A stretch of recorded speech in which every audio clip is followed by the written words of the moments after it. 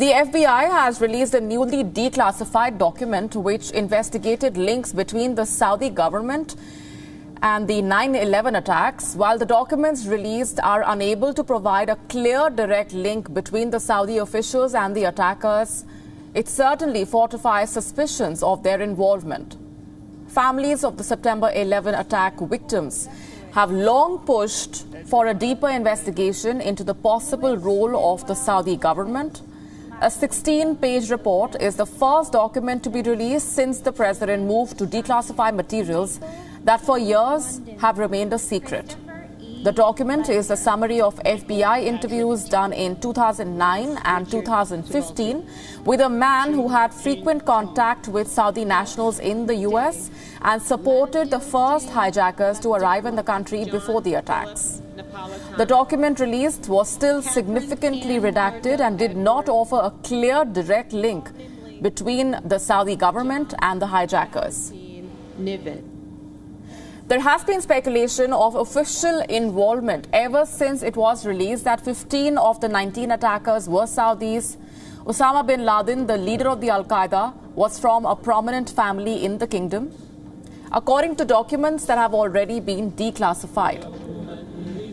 The US investigated some Saudi diplomats and others with Saudi government ties who knew the hijackers after they arrived in the US.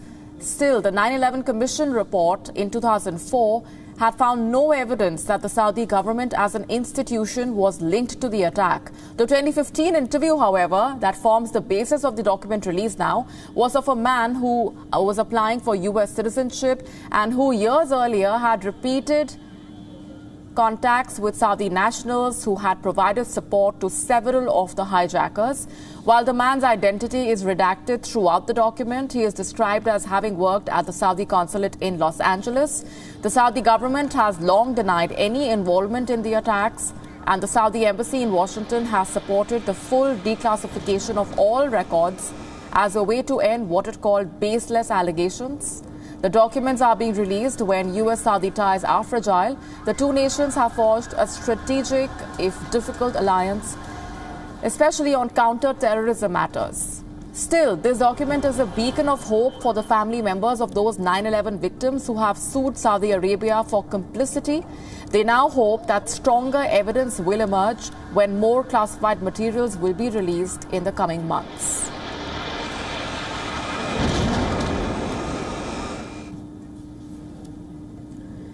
Still under heavy criticism for America's chaotic withdrawal from Afghanistan, US President Joe Biden once again defended the entire process and the decisions that were made, saying there was no other way to have done it.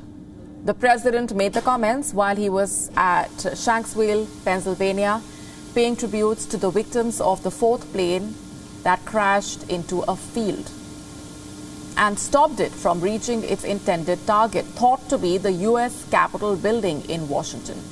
Biden said that it was not feasible to invade and stay in all the places Al-Qaeda is operating.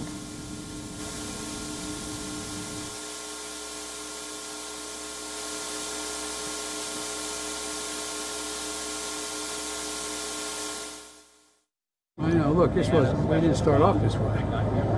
If you had told anybody that we were going to spend $300 million a day for 20 years to try to unite the country after we got bin Laden, after Al-Qaeda was wiped out there, can Al-Qaeda come back? Yeah, but guess what? It's already back other places. What's the strategy? Every place where Al-Qaeda is, we're going to invade and have troops stay there? Come on. Anyway, so I just think that, and again, what people are, as I read it, I'm told, 70% of American people think it was time to get out of Afghanistan, spending all that money. But the flip of it is, they didn't like the way we got out. But it's hard to explain to anybody, how else could you get out?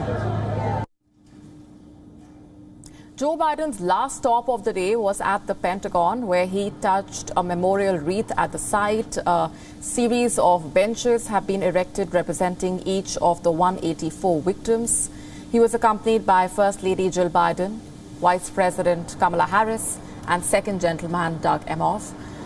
The 20th anniversary of the attacks was especially poignant this time, coming as it did shortly after the US ended its 20-year-long war in Afghanistan, which was started by then-President Bush to root out the Al-Qaeda, the terrorist group behind the 9/11 attacks. The messy evacuation of Kabul, which included 13 US soldiers being killed by a suicide bomber, has unleashed heavy criticism over President Joe Biden's actions. Former President Trump called the evacuation a disgrace. It was a disgrace. There was no reason. We had them totally locked down. They couldn't have done a thing. We could have stayed there for 10 years if we wanted. They couldn't have done a damn thing.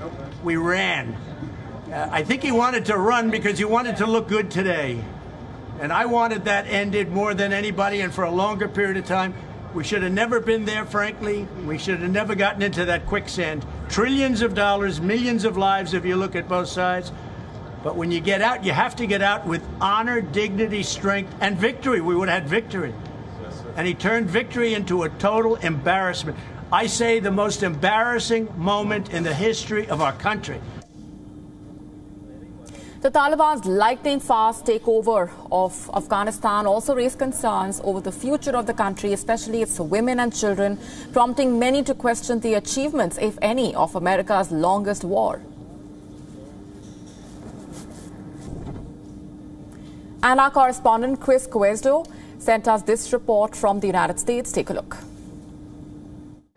President Biden and First Lady arrived at the National Flight 93 Memorial in Shanksville in the early afternoon to take part in a wreath laying at the wall that bears the names of those lost. In a much more informal setting, Biden then made an unscheduled visit to the Shanksville Volunteer Fire Department to deliver Bud Light beer, where he thanked first responders who were there for the plane crash on September 11, 2001. Finally, President Biden wrapped his day at the Pentagon with a wreath-laying ceremony to honor the 184 people who died here. Biden was a U.S. Senator 20 years ago when the attacks happened. Now, as president, he's overseeing what many believe is the symbolic end to the 9/11 era, a 20-year period that saw the U.S. invade Afghanistan and Iraq in what was described as a global war on terror. This was the first 9/11 anniversary without U.S. troops in Afghanistan. For WION World is One, Chris Casquejo, VOA News, the Pentagon. WION now available in your country. Download the app now. Get all the news on the move.